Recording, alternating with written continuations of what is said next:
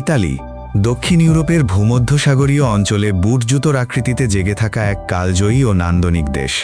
শিল্প ও সংস্কৃতি, রেনেসাঁসের ইতিহাস এবং রন্ধনশিল্পের মেলবন্ধনে গঠিত এই দেশটি বিশ্বজুড়ে ভ্রমণ পিপাসুদের কাছে এক পরম আকাঙ্ক্ষিত স্বপ্নের গন্তব্য।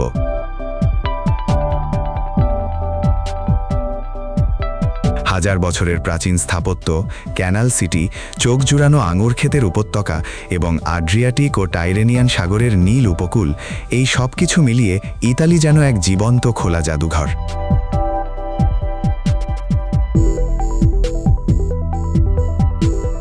ইতালির রাজধানী হল বিশ্ব ইতিহাসের অন্যতম প্রাচীন ও গৌরবময় শহর রোম। খ্রিস্টধর্ম, প্রধানত রোমান ক্যাথলিক, প্রধান এই দেশের সরকারি ভাষা ইতালিয়ান এবং প্রচলিত মুদ্রা হল ইউরো। 1861 সালের 17 মার্চ বিভিন্ন ছোট ছোট রাজ্য একত্রিত হয়ে আধুনিক ইতালি রাজ্য হিসেবে প্রতিষ্ঠিত হয়। ম্যানুফ্যাকচারিং, ফ্যাশন এবং পর্যটন খাত দেশটির অর্থনীতির অন্যতম মূল চালিকা শক্তি, যেখানে ইতালির মাথাপিছু আয় প্রায় 38,000 মার্কিন ডলার। ইতালিয়ানদের রন্ধনশিল্প বিশ্বখ্যাত। তাদের প্রধান খাদ্যাভ্যাসের মধ্যে রয়েছে বিভিন্ন পদের পাস্তা, উড ফায়ার পিৎজা, ঐতিহ্যবাহী রিসোত্তো এবং ডেজার্ট হিসেবে তিরামিসু ও সুস্বাদু জেলাতো আইসক্রিম।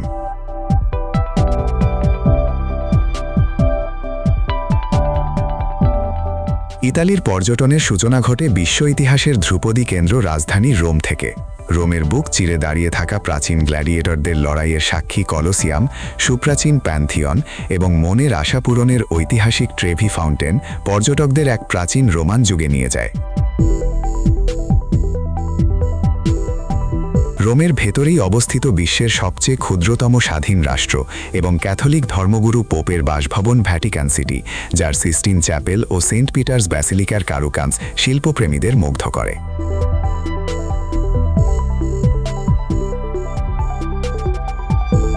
ইতিহাস পেরিয়ে রোমান্সের খোঁজে পর্যটকরা ছুটে যান জলের শহর ভেনিসে।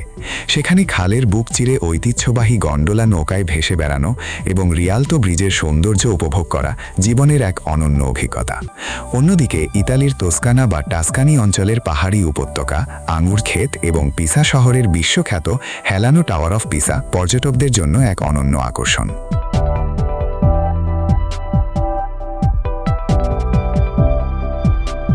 সৈকত ও প্রাকৃতিক দৃশ্যের প্রেমে যারা পড়েন, তাদের প্রথম পছন্দ ইতালির দক্ষিণাঞ্চলীয় আমালফি কোস্ট এবং 5 পাহাড়ে ঘেরা রঙিন গ্রামের সমষ্টি চিনকুয়ে তেরে। সাগরের পাড় ঘেঁষে পাহাড়ের গায়ে রাঙানো বাড়িগুলোর দৃশ্য আলোকচিত্রীদের জন্য এক পরম স্বর্গ। এছাড়া উত্তরে অবস্থিত বিখ্যাত লেক কোমোর শান্ত নীল পানি ও পাহাড়ি দৃশ্য পর্যটকদের মনে এক অদ্ভুত প্রশান্তি এনে দেয়।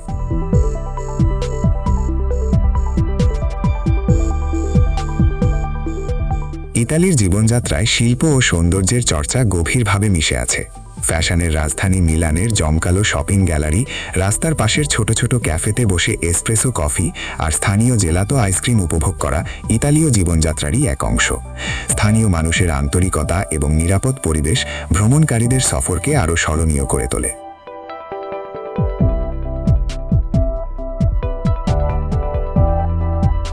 ইতালি ভ্রমণের জন্য সবচেয়ে উপযুক্ত সময় হলো এপ্রিল থেকে জুন এবং সেপ্টেম্বর থেকে অক্টোবর মাস, যখন আবহাওয়া মনোরম থাকে এবং গ্রীষ্মের অতিরিক্ত ভিড় এড়ানো যায়।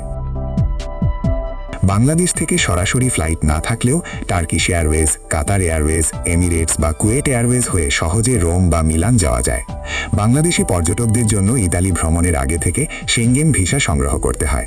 5 থেকে 7 দিনের একটি মানসম্মত ও স্মরণীয় ভ্রমণের জন্য বিমান ভাড়া, আভ্যন্তরীণ ট্রেন ও যাতায়াত, হোটেল ও খাবার সহ জনপ্রতি আনুমানিক 2,50,000 টাকা থেকে 3,20,000 টাকা বাজেট রাখতে হয়।